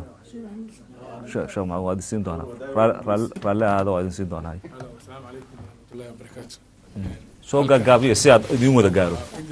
halkan waxaan uga hambaleynayaa dowladda cusub iyo golaha wasiirada cusub waxaan kaloo halkan uga hambaleynayaa golaha wasiirada cusub waxaa jira dad badan oo ka mid ah waxaan gaar ahaan uga hambaleynayaa deeqa yaasiin jirde oo ah qof aan aragnay waxqabadkeeda oo qofka isbitaal mitri qof ka dhisa ayada wey gobolada dhexe oo aan isbitaal lahayn ayadaa dhistay gurceelka dhistay marka runtii waa waxaan aada ugu bogadayno waa wax fiican oo bilow ah midda kale oon ka hadlaya waxay tahay anigu ma aaminsan xildhibaan inay wax diidayaan sababtoo ah wasiirada waxaa meesha horyaal shaqo aad u culus oo dadkii abaar baa haysa marka anu intaas halka uga baxayaa bilahi tawfiiq aada umahadsan tahay sheekh maxamuud haye بسم الله الرحمن الرحيم horta marka ugu horeysa waxaan idinku salaamayaa salaanta islaamka assalaamu calaykum waraxmat ullahi wabarakaatu gaar ahaan cawilow aadan kuu salaamayaa runtii waxaad ka shaqaysaa wax fiican oo populationka soomaaliyeed ama dadka soomaaliyeed maskaxdooda isku xira aragtidoodana mideeya waxaana qabaa inay tahay arrintaas oo arrin aad iyo aad qaali u ah taas waa kaaga mahad celinaya inaad sii kordhisana waa kaaga rajaynayaa qodobka kale waxa waa wixii la yidhi horta waxaan dhihi lahaa waa la wada yiri waa se ayidayaa hadalkayga maxaan kusoo qaadanayaa 3 qodob waa dowladda qodobna waa baarlamaanka qodobna waa shacabkeena na shacabka horta ku hormaro horta dowladdu waa shacab sidaan wada ognahay dowladdu waa shacab ma dhaafsiisna dowladan shacab lahayna ma shaqay karto shacabka waxaa laga rabaa inay codkooda dowladda horta waa ku taageereen inay haddana ku taageeraan mar labaad waxaa kaloo laga rabaa meelaan nabad ahnaynu dowladdu kama taliso dowladdu ma timaado nabaddana shacabka gacantiisay ku jirtaa shacabka waxaa laga rabaa dowladooda nabadoo say ku shaqayn lahayd waa nabade inay horta ka shaqeeyaan marka ugu horeysa laga rabaa say yari weyn ku leeyihiin say culimo caami ku leeyihiin say afkaar kasta ku leeyihiin inay ka shaqeeyaan nabad way soo arkeen nabad la-aan dhibkeeda way ku wiil beeleen way ku walaal beeleen way ku agoontoobeen asaaya naagay qaadeen waxaa keenay nabad la-aantaas iyadoon la oodina dowladna shaqeymaysa idinkuna dhibka ka bixi maysaan maalin kasta meedi joogaa noqonaysaa horta shacabka taasaan leeyahay inay qaataanna waa rajaynaya qodobkayga kale waxaan leeyahay dowladda horta waa neef beraysanoo weli bislaan weeye weli afkay dowlad ka tahay mahana dowlad la ansixiyo maanta shaqo bilowday ma aha mana la eedeyn karo mana la ammaani karo waa saqiir ama saqiir dembi leeyahay maanta laguma tilmaami karo waxaan ku dhaliilnana ma jirto warar badan hadda caawa meesha ka yeerana waxay mudnaa lahayd ayadoo dowladdu shaqo bilowday lahayd hadalkaas in la yidhaaho waxaase laga rabaa wixii ay ballan qaadeen inay fuliyaan horta dowladdaa laga rabaa waxaan aad u ayidayaa xildhibaanada sharafta leh wax badan ay soo qabteen wax badanna oo dhibana waa dhacay ayagoo marka ka faa'iideysanaya waayo aragnimadoodii iyo isjiijiidkii dowladda xasan sheekh meeshay dowladnimadiina gaarsiisay ayagana sharaftoodii iyo wanaagoodii ay gaarsiisay inaysan horta u naqano 4 sano ay shacabka ay wakiilada ka yihiin ilaahay baa wakiil ah ay sharaf ka qaataan si 4 sano dambe marka laga gudbo ayagoo xildhibaano sharaf leh oo dowlad soo dhisay oo wanaag badan u yaalla ay u gaaraan inay dowladdan hadda jirta marka ay ansixiyaan oo si kalsooni ku jirto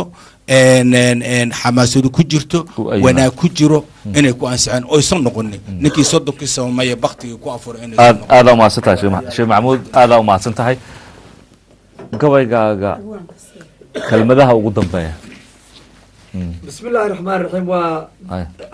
سي ديانا u sheegtay aniga iyo inta ila midka iyo diyaano iyo waxaan ku jirnaa horta annaga siyaasad waxaan qaadanay la yiraahdo wayd an si baalkii Cawil Daahir Salaad marka gabagabada waxaan rabaa in uu yahay farmaajo 4 sano ka hor 4 sano ka hor caawa ka hadlimayno waxaan ka hadlaynaa marxaladda hadda aan taaganahay iyada lafteeda waxa ku dhex jirta meeshaas ka qabo ma halkaas ka qabtaa halkaas ka qabo hayo conceptiga iga dhumahay habeen kala bixi doonaa maya waa yahay meesha ka qabo oo hadda aan taagana hadii kala cil kala waa yahay waa daayay waxaan rabaa dardaaran inaan ku bedesho marka haye xildhibaanada Soomaaliyeed ayaan dardaarankii maadaama waqtigan fursad loo hayn oo walaalaha waqtiga ay ka dhamaadeen xildhibaanada waan u ducaynay waa rajaynay waa hoga tusaalinay dadweynaha gadoodiya xildhibaanadan gartay waajibkooda guushu waa dhowdahay geediga wada ibaan niri waxaan niri wardadii gurmada gayiga andahana gaal iyo islaam gulubka ugu jiro go'aan iyo shuruuc garwadeen haliyay dastuurkiisa gadan geesi bira u daya gumaystuhu ka baqa nabad lagu gamiyo guushana hantiya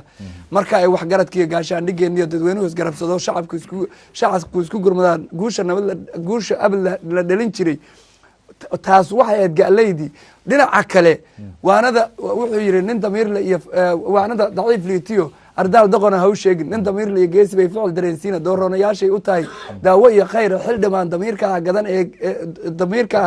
ee dalka u hili ducana qaata maanta oo kale u geesi diriraaye hana dooran duulka marka dowlad waxaan keena dib allow ha soo iyagaan waxaas dhan kula hadlayni maanta waxaan leenahay sidii oo kale gabaygii waa dib dhigtay aniga iyo diyaano iyo abwaaniintuna waxa weeye ma rabno inaan dowladda ammaano ilaa aanu ku aragno waxaan ammaano sababtu tahay inkastoyba hadda ay siduu u sheegay sheekh maxamuud ay waxa weeye ay tahay saqiir ay tahay wax laga sheego waa ceeb marka waxa weeye waydan sii baan ku jirnaa waxaan leeyahay xildhibaanada wax noo hiiliyeen waxaan u hambalyeynahayaa oo aan anigu marnaba aan iga jirin shaki jawaari inuu leegasi ka taguu rabaa waxaan u hambalyeynahayaa gudoomiye ku-xigeenka koowaad waxa weye isma naqaano welina lama baran gudoomiye ku-xigeenka labaad mahad cawad ayaa wuxuu yahay nin hore u soo shaqeeyey anigu anoo raggii badnaa oo ku kaxsanaa ahaa sayid cumar nin la yihahdo wasiir ku-xigeenka caafimaadka ee puntland ahaa ayaa wuxuu igu yidhi war halganka isku meel baad u wadiinay bal ha degdegin waan u mahad cawad iyo xildhibaanada iyo golaha wasiirada iyo waa iyo muudey waan aad baan ugu rajo weynahay iyagaa keenay isbedelka waxaan leeyahay hambalyo waxaana idin leeyahay guusha allah idin waafajiyo aad iyo aad umahadsan tahay oo weliba waa mahad celinaynaa inta badan fanka Soomaalida abwaanka marka la yiraahdo gabay jooji waxa laga yaabaa inuu caawad bare waxaan leenahay ka raali ahaa aad u fudud tahay oo waa u mahadcelinaan barnaamijkayga doodwadaaga caawa aan kaga hadlaynay dawladda cusub waqtigii aan ugu talagalnay oo gabaabsi awgeed waxaan u mahad celinayaa ambassador Cabdirashiid Saad ambassador Maxamed Xuseen Awliyo Suldaan Maxamed Xuseen Maryaan Jacayl iyo abwaaniinta kale oo ay diyaana ka mid tahay iyo gabdhihii sharafta lahaa ee aqoon-yahanka Soomaaliyeed caawa nagala soo qayb galay dadkiina daawanaya sidaas oo kale barnaamijka intaas aan ku soo gabagabeynay tan intaanu dib u kulmi doono barnaamij lamida waa Cawil Daahir Nabadino